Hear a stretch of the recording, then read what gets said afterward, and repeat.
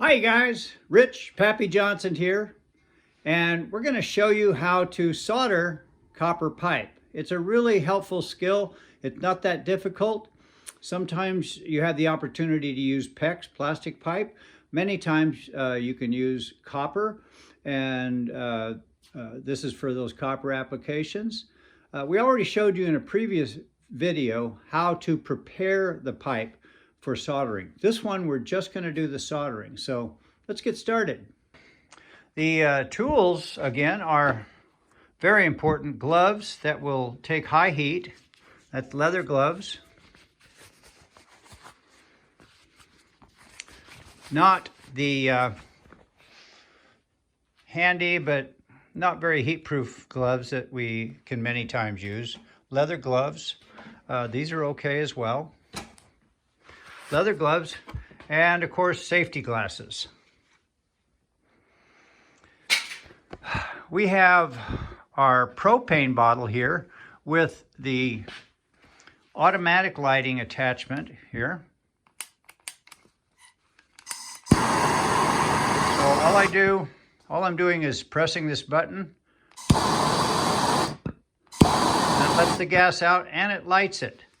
Now, on a lesser expensive way to do this, if you needed to do something just a one time, instead of going to this, which is probably about $40, you can use an attachment like this that comes in many kits. And I don't know the price on this, but it's much less expensive. Now, the thing about this one is you can turn on the gas, but you have to light it yourself. So this one here is for automatic lighting. It's just a little quicker. So with this, you would just turn on the gas a bit, and you use a lighter that usually comes with a torch. There we go. And then you will adjust the flame to meet what your requirements are. Okay, so we'll do that once more. Notice I shut it off, but it's going to take a little bit for all the gas to dissipate out of there.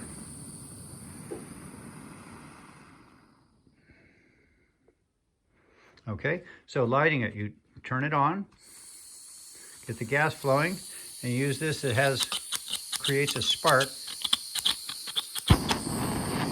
Okay, and plus your hand is not in the flame when it sparks up. See how it sparks in there? That's what lights it. So that's one way to do it. But I do like the automatic lighting torch. And all you're going to do is press the button. If it doesn't light, it could be that the gas is turned off. Nothing, you see? So turn the gas on, light it, and then we'll adjust the gas. You can go really, whoop, that was too low. Go really low, or really high. I'm just turning the knob, see? And it turns off automatically when you release your finger. So we have our pipe, and many times if you're putting pieces together before they're installed, it's going to be loose, and you need that to be secured. So what I'll do in this case is just put a clamp on it.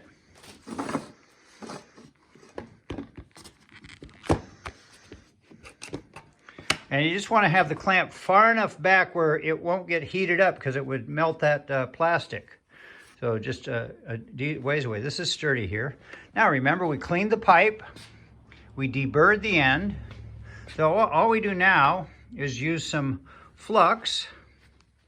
And this is to allow the solder to adhere to both surfaces of the copper. And it has to do with oxidation. So flux. This is what it looks like. And we put that on with a brush.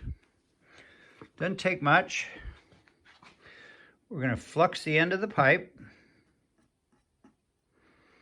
all the way around. You don't want too much. Okay, there we go. Then we put our fitting on. Now, you may see some videos that say to flux inside here. That's not necessary. You just put enough here. And to make sure that that you've got it, all the area covered, you can just twist your fitting just a little bit. That way you've spread the flux around. This is ready to go now. Next, what I like to do is to pre-bend my solder like this, and it tells me that at each joint how much solder I need to use, no more than that. So this way I can do this joint, and when it gets down to here, I know I've got it fully soldered. And then if I do a second joint, that tells me how much to use, and a third joint. So bending it like that, it tells me that I'm using the proper amount. And it's roughly the same amount of solder as the width of the pipe. This is 1/2-inch pipe. I actually have a little more than that, but it's close enough. So the important thing with copper, and probably the biggest thing that people do wrong, is overheating it. And you can see I got a really, really high flame here. Just, you see that blue cone down there? Just barely need a little bit of a blue cone. Otherwise it'll heat up too quickly. So I have my joint in place. I turn on my iron and I raise the gas just a little bit so I get that little bit of that blue flame at the bottom, right? I'm talking about the blue flame at the base here. And the thing is, it's the flame doesn't melt the solder. What you want is for the metal to be hot enough to melt the solder. Because we can melt this solder easily with the flame, but it's not going to connect unless the pipe is hot enough to melt the solder. So what we're going to do is we're going to heat the joint right here, back and forth a little bit, up and down. You don't have to go all the way around the pipe, not on 1/2-inch pipe. What you want to do is you heat one side, and by the way, and I just made this mistake the other day, don't put it directly under the joint. What'll happen, you'll be putting your solder in, and it'll fall into the propane torch, and it'll plug it up, and you're dead in the water. I actually did that the other day. The way I got out of it was I took this tip off, I used the other propane connector, turned on the flame, shot it in there, melted the solder, and then tapped it out, and that took care of it. First time I've ever done that, and I know not to put my torch under here, but I did. At any rate, so you want to put this at a slight angle on the bottom because heat rises, right? So the heat's going to come up through the joint. And if you can melt your solder on the other side of the pipe, opposite the torch, you know that the whole fitting is warm enough. If you start it on the torch side, it may not be as hot on the back side. So start on the back side. When it melts, you know the whole fitting is warm enough to melt the solder. So let's go, and you'll see how quickly this goes.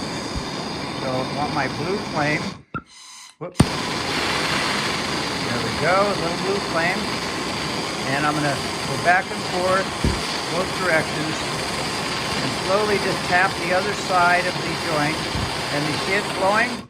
That's when you pull your solder away, and we're done. It was that fast. Now, you can, you wait just a little bit, and then you take your flux brush and you can clean that up a little bit. And we have a pretty clean solder joint there. Now, when that cools off, we'll clean it up with a cloth. I'll actually wait. I've got my leather gloves on, so I'm not going to wait. I'll go ahead and clean it up now just so we can get through this video.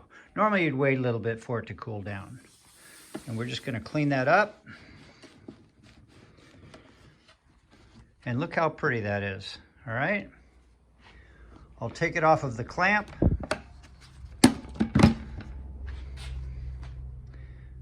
And you can see that we've got solder all the way around. I got a little drip at the bottom, so I used a little too much solder, but that's not the end of the world.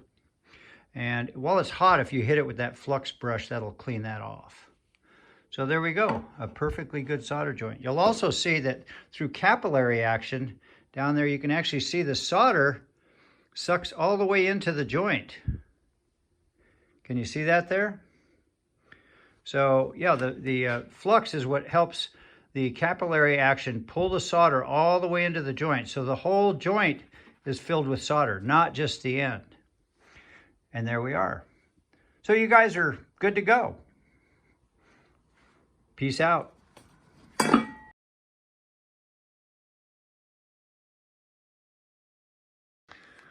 Let's take a moment and I'm going to show you what overheating a pipe looks like.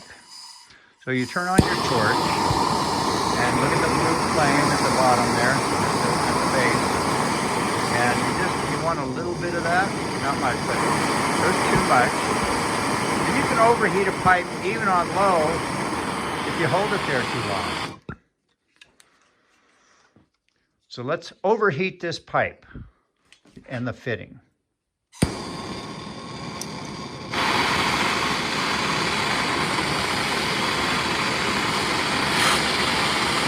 Now normally, you just want to heat it to the point where the solder just starting to melt. See, it's melting, so I don't have to heat anymore, but if I keep going,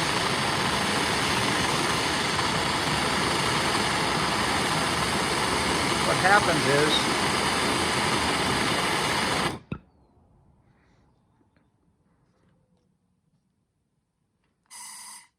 I've burnt the pipe. I've probably burnt the flux, and consequently, I'm going to have a fitting that is quite possibly going to leak or won't last over time. So that's what an overheated fitting looks like. Just heated enough where the solder can be melted by the pipe on the side opposite from the tip of the propane torch. And remember, don't put it underneath, because you will get drips of solder into your torch. So slightly angled, but on the bottom side of the fitting.